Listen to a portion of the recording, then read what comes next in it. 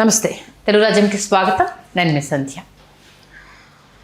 గాది సాయికృష్ణ ఏపీలో ఈ అంశానికి సంబంధించి ఎంత రచ్చ జరగాలో, ఎంత రాజకీయం జరగాలో అంత రాజకీయం జరుగుతుంది. కాకపోతే ఏపీ ప్రజలు ఈ అంశానికి సంబంధించి కొంత, ఈ పదం వాడచ్చో వాడరదో తెలియదు కానీ, అసహించుకుంటున్నారు అన్న విషయాన్ని కొన్ని కుల సంఘాల నాయకులు కావచ్చు, స్వయం ప్రకటిత రాజకీయ నాయకులు కావచ్చు మర్చిపోతున్నారు.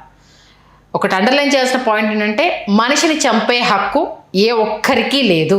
అది చట్టానికే కావచ్చు, సామాన్య ప్రజానికానికే కావచ్చు. కానీ ఒక వ్యక్తి గురించి పోరాటం చేయాలి, తప్పని ఎవరు అనట్లేదు. కానీ ఆ వ్యక్తి ఏం చేశాడు, ఏం చేయడం వల్ల చనిపోయాడు, గతంలో ఆ వ్యక్తి నేర చరిత్ర ఏంటి, సమాజ హితం కోసం అతను ఏమైనా పనిచేశాడా, అలాంటి వ్యక్తిని లాకప్ డెత్ చేశారా, లేదు ఏ పాపం తెలియకుండా అతని చిత్రహింసలకు గురి చేసి చంపేశారు, ఇలాంటి కొలమానాలు అనేవి కొన్ని ఉంటాయి.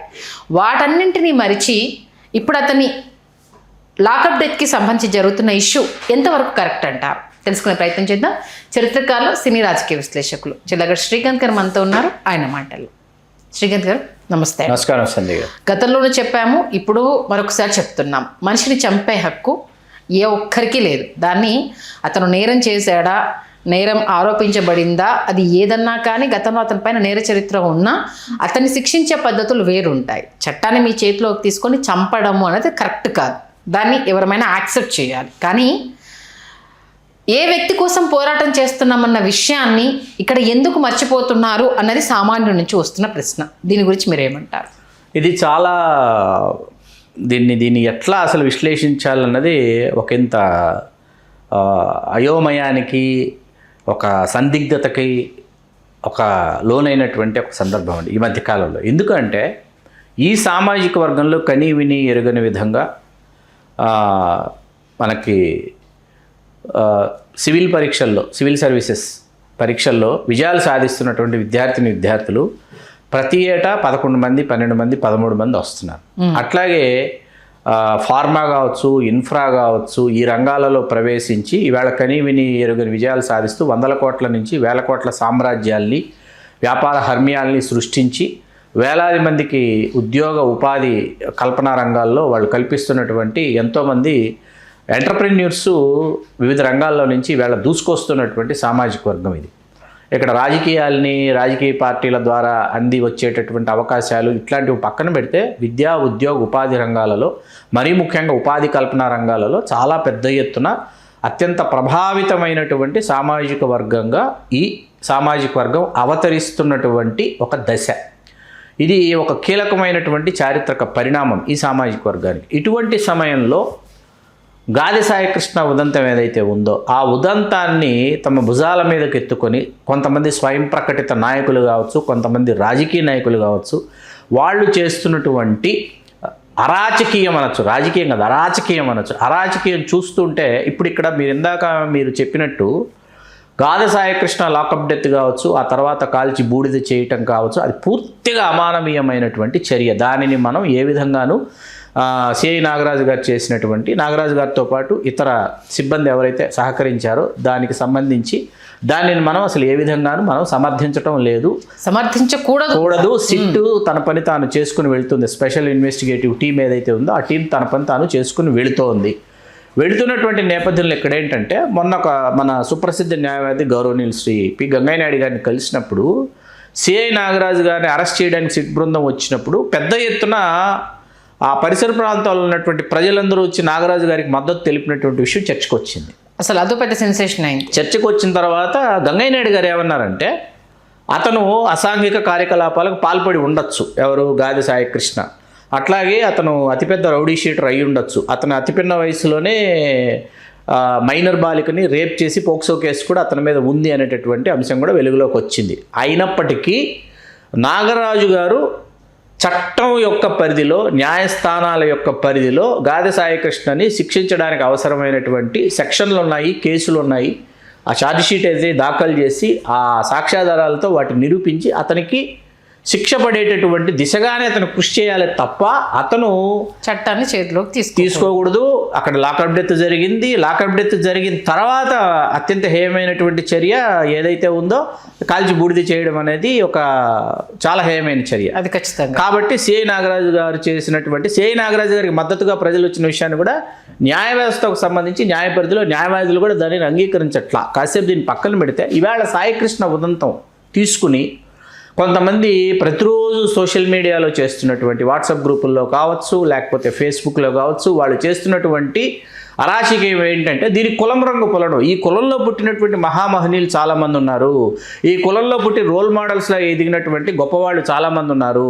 ఈ కులంలో జీరో నుంచి ప్రారంభించి హీరోలుగా మారినటువంటి, హీరోలుగా అవతరించినటువంటి భావితరాలకు స్ఫూర్తి ప్రదాతలు కాదగినటువంటి వాళ్ళు ఈ సామాజిక వర్గంలో చాలామంది ఉన్నారన్న విషయం ఈ సామాజిక వర్గం తెలుసుకోవాలి, నేర్చుకోవాలి, అధ్యయనం చేయాలి. గాదె సాయికృష్ణ లాంటి రౌడీ షీటర్ని అరెస్ట్ చేశారు అనేటటువంటి ఉదంతం అనుకుందాం కాసేపు. గాదె సాయికృష్ణని కానిస్టేబుల్ ఎస్ఐయో పట్టుకొని వచ్చి స్టేషన్ హౌస్ ఆఫీసర్ ముందు నించోబెట్టాడు. ఇటువంటి సంఘటనలు తెలుగు రాష్ట్రాల్లో ప్రతిరోజు ప్రతి పోలీస్ స్టేషన్లో పుంఖాలుగా కోకొల్లలుగా రౌడీ షీటర్లను పట్టుకుని వచ్చి హాజరుపరిచేటటువంటివి జరుగుతూ ఉంటాయి. ఇది సర్వసాధారణమైనటువంటి అంశం. ఏది ఆ పోలీస్ స్టేషన్ పరిధిలో 1 టౌన్ కావచ్చు, 2 టౌన్ కావచ్చు, 3 టౌన్ కావచ్చు, ఎక్కడైనా సరే జరిగిన తర్వాత అక్కడ జరిగినటువంటి వాగ్వివాదమో లేకపోతే అతను రెచ్చిపోవడమో, సిఐ నాగరాజు గారి మీద అతను తిరగబట్టమో, ఆ క్రమంలో జరిగినటువంటి సంఘటనలో అతను ప్రాణాలు కోల్పోవడం జరిగింది. జరిగిన తర్వాత దీనికి అతనికి ఒక హీరో వర్షిప్ ఆపాదిస్తా. ఎవరికి? గాదె సాయికృష్ణకి హీరో వర్షిప్ ఆపాదిస్తా. అతనికి కులం రంగు పులిమి, ఈ కులం కాబట్టి చంపేస్తారా?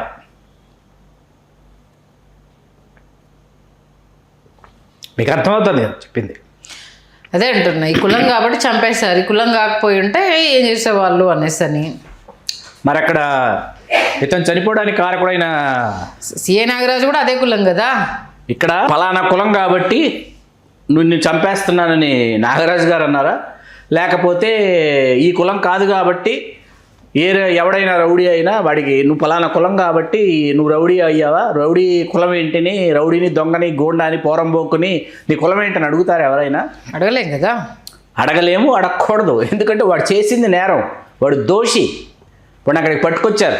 హీరో వర్షిప్ ఆపాదించి హీరోని చేసి స్వయం ప్రకటిత నాయకులు చేస్తున్నటువంటి ప్రహసనాలు చూస్తుంటే ఒక్కొక్కరు ఎంతటి ప్రహసనాలు అంటే ఒక్కొక్కరు అసలు అది ఎట్లా ఉందంటే దేశంలో మాట్లాడుకోవడానికి చాలా విషయాలు ఉన్నాయండి, చాలా అంశాలు ఉన్నాయండి, చాలా సమస్యలు ఉన్నాయండి. అందుకే ఇందాక అండర్లైన్ చేశాను, అమాయకుడిని లాకప్ డెత్ చేశారా, ఫైట్ చేయండి, కులాలకు అతీతంగా ఫైట్ చేయండి, కులాలకు అతీతంగా మీరు పోరాటం చేయండి. మీరు అతని మీద సరే ఫోక్సో కేసు బలవంతంగా పెట్టారు, అది ప్రూవ్ అయింది, అతని మీద అనవసరంగా కేసెస్ పెట్టారు, కావాలని కక్ష సాధింపులో లాకప్ డెత్ చేశారా, ఫైట్ చేయండి.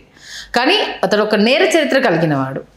ఒక తల్లి ఆవేదన, మనం ఆ బాధను అర్థం చేసుకోవాలి. ఎందుకంటే బతికుంటే నా కొడుకుని చూపించండి, లేదా మట్టైనా నాకు ఇవ్వండి అనడంలో ఆ తల్లి ఆవేదన ప్రతి ఒక్కరూ, ఎందుకంటే ఏ తల్లి అయినా చెమరుస్తుంది, మానవత్వం ఉన్న వాళ్ళు ప్రతి ఒక్కరు కదులుతారు, దాన్ని కాదనట్లేదు. కానీ అది ఏ సందర్భంలో జరిగిందాన్ని ఎవరు దాన్ని సమర్థించట్లేదు. కానీ చేస్తున్న రాద్ధాంతము మీ ప్రజలు మిమ్మల్ని హర్షించట్లేదు కదా. ఇక్కడ స్వయం ప్రకటిత నాయకుల్ని కాసేపు పక్కన పెడదామండి. ఈ స్వయం ప్రకటిత నాయకులు, ఈ సామాజిక వర్గంలో పుట్టినటువంటి స్వయం ప్రకటిత నాయకులు, స్వయం ప్రకటిత మేధావులు కొంతమంది ఉన్నారు. వీళ్ళు మీ ఊళ్ళో 10 మందిని ఎవరినైనా సరిగ్గా నువ్వు చదివించగలిగావా? నీ సామాజిక వర్గంలో పుట్టిన వాళ్ళని, కనీసం బాగా చదువుకుంటున్న ఈ పేద కుటుంబాల్లో పుట్టినటువంటి విద్యార్థులు ఉన్నారే, వాళ్ళకి ఎవరికైనా 10 మందికి నువ్వు జీవితంలో ఫీజులు కట్టావా, లేకపోతే ఏమైనా హాస్టల్ కట్టావా, లేకపోతే ఏమైనా ₹1 ఎవరికైనా ఏదైనా మీరు ఆశ్రమము ఏదో మీరు ఏమైనా తయారు చేశారా? ఏమైనా వృద్ధ సేవాశ్రమాలు, అనాథ సేవాశ్రమాలు ఏమైనా చేశారా మీ జీవితాల్లో ఎక్కడైనా? స్వయం ప్రకటిత నాయకులారా, కాసేపు స్వయం ప్రకటిత నాయకుల్ని పక్కన పెడదాం. ఎందుకంటే ఈ రాజకీయ నిరుద్యోగులు, చిరుద్యోగులు స్వయం ప్రకటిత నాయకుల అవతారం ఎత్తి ఈవేళ చేస్తున్నటువంటి బఫూనరీ మామూలుగా లేదు. వీళ్ళని పక్కన పెడితే మాజీ ముఖ్యమంత్రి జగన్మోహన్ రెడ్డి గారు గాదె సాయికృష్ణ గారి తల్లిగారిని వచ్చి పరామర్శించడం, దీనిని వెంటనే సరిదిద్దుకోవాలని సాక్షాత్తు ముఖ్యమంత్రి చంద్రబాబు నాయుడు గారు సాయికృష్ణ గారి తల్లిగారిని పిలిపించుకొని వారు మాట్లాడటం, ఇవన్నీ ఏ స్థాయిలో ఉన్నాయంటే ఒక ముఖ్యమంత్రి, ఒక మాజీ ముఖ్యమంత్రి ఇరువురు కలిసి దీనిని మరింత రాజకీయపరమైనటువంటి లబ్ధి ఏ విధంగా ఎవరు చేకూర్చాలని చూడటం అన్నమాట. డిస్కస్. మనం ఏ సమాజంలో ఉన్నాం, ఎటుపోతున్నామో అసలు ఏమైనా అర్థం అవుతుందో నాకైతే అర్థం కావట్లేదు. నిజంగా ఇప్పుడు వాళ్ళు రావడంతో ఇది ఇంకా పెద్ద ఎత్తున చర్చ కూడా అయిపోయింది కదా. ఎందుకంటే వీరజవాన్లు చనిపోయినప్పుడు ఎంతమంది వీళ్ళు కదిలారు, ఎంతమంది గుర్తున్నారో లేదో తెలీదు. కొన్ని అంశాలకు సంబంధించి తమ ప్రాణాలు బలిదానం ఇచ్చిన వాళ్ళు ఎంతమంది అనేది గుర్తులేరు. విశాఖ ఇన్సిడెంట్ జరిగినప్పుడు బలైపోయిన కార్మికులకు సంబంధించి పెద్దగా ఏ రాజకీయ నాయకులు అక్కడ రాజకీయం చేయడానికి చూశారు తప్పితే చనిపోయిన కార్మికులకు సంబంధించి నివాళులు అర్పించిన వాళ్ళు ఎంతమంది ఉన్నారు, వాళ్ళ గురించి ఎంత పెద్ద చర్చ జరిగింది, ఇవన్నీ మర్చిపోయి కేవలం గాదె సాయి కృష్ణ అని 15-20 రోజుల నుండి దీనే పట్టుకొని నడుపుతున్నారంటే చాలా విచిత్రం అనిపించింది. చాలా. మీకు ఇక్కడ ఇంకొక విషయం ఏంటంటేనండి, ఈ సామాజిక వర్గంలో ఇటీవల కాలం ఇందాక మనము విద్య గురించి మాట్లాడుకున్నాం, సివిల్ సర్వీసెస్లో టాపర్స్ గురించి మాట్లాడుకున్నాం కదా. క్రీడలలో రాణిస్తున్నటువంటి వాళ్ళు, జాతీయ స్థాయిలో అంతర్జాతీయ స్థాయిలలో రాణిస్తున్నటువంటి వాళ్ళు, అసలు మడమ తిప్పకుండా పోరాడుతున్నటువంటి వాళ్ళు చాలామంది ఉన్నారండి. వీళ్ళకి ఎవ్వరికీ సరైనటువంటి గుర్తింపు కానీ, ఆదరణ కానీ, ప్రోత్సాహం కానీ ఏమీ లేవు. వీళ్ళ గురించి పదే పదే తెలియజెప్పిన మహామహులకు, హేమహేమీలకి, మహామహనీయులకి వీళ్ళకి ఆర్థికంగా మనం వెనుదన్నగా నిలవాలి, వీళ్ళని కాపాడుకోవాలి, రేపటి తరాలకు వీళ్ళే దిక్సూచి అంటే పట్టించుకునేటటువంటి నాథుడు లేడండి. ఇటువంటి పరిస్థితుల్లో హీరో వర్షిప్ ఎవరికి ఆపాదిస్తున్నారు, ఈ కులం అంటే ఎవరిని చూపించాలనుకుంటున్నారు, ఎవరిని చెప్పాలనుకుంటున్నారు ఈ కులం అంటే ఒక్కసారి ఆలోచించండి. ఈ కులానికి రోల్ మోడల్సా గాంధీ సాయికృష్ణ లాంటి వాళ్ళు? ఈ కులానికి ఎవరు రోల్ మోడల్స్? ఒక పెరియార్ ఈవి రామస్వామి నాయకర్ ఒక రోల్ మోడల్, రోల్ మోడల్. ఒక భారతదేశ తొలి క్రికెట్ జట్టు కెప్టెన్ సికే నాయుడు, కొఠారి కనకయ్య నాయుడు, ఆయన రోల్ మోడల్. ఒక గాజుల లక్ష్మీ నరసింహశెట్టి గారు ఒక రోల్ మోడల్, కలియుగ భీముడు కోడి రామ్మూర్తి నాయుడు గారు ఒక రోల్ మోడల్. ఇట్లాంటి రోల్ మోడల్స్ పుట్టినటువంటి జాతిలో గాది సాయి కృష్ణన్ రోల్ మోడల్గా చూపిస్తున్నారు ఈ సామాజిక వర్గానికంటే ఏం మాట్లాడుకోవాలి ఇంకా అసలు? ఇంతకంటే ఆవేదన ఇంకేమైనా ఉంటుందా? లక్షల్లో ఒక సంఘటన ఏది, అతను పోలీస్ స్టేషన్కి అరెస్ట్ చేసి తీసుకెళ్ళడం అనేది ఇందాక చెప్పినట్టు తెలుగు రాష్ట్రాల్లో ఆ రోజు జరిగేటటువంటి ఒక రొటీన్, దీనిలో ఒక ఇన్సిడెంట్ అది. కాకపోతే అది జరిగి ఉండకూడదు, లాకప్ డెత్ జరిగి ఉండకూడదు, జరిగిన తర్వాత కాల్చి బూడిద చేసేయడం అనేది అత్యంత అమానవీయమైనటువంటి దుస్సంఘటన. దానిని మనం పూర్తిగా ఖండిస్తున్నాం, దానిని మనం ఏ విధంగా సమర్థించడం లేదు. కాకపోతే నెల్లాళ్లుగా పట్టుకొని దానిని ఇవాళ హీరో వర్షిప్ ఆపాదిస్తూ దీని చుట్టూ చేస్తున్నటువంటి స్వయం ప్రకటిత నాయకులు, రాజకీయ నిరుద్యోగులు, చిరుద్యోగులు చేస్తున్నటువంటి అరాచకీయం ఉందే, ఇది అత్యంత దయనీయమైనటువంటి పరిస్థితి, దుస్థితి ఇది. నిజంగా దీనికి సంబంధించి వాళ్ళకు ఒకసారి ప్రశ్నించుకోవాలి.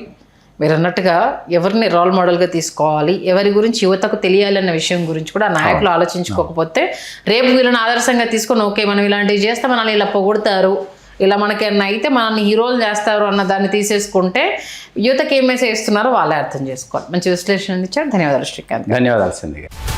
హలో, తెలుగు రాజ్యం ఛానల్ చూస్తున్నారా? సామాజిక, రాజకీయ, జీవన చిత్రణే తెలుగు రాజ్యం.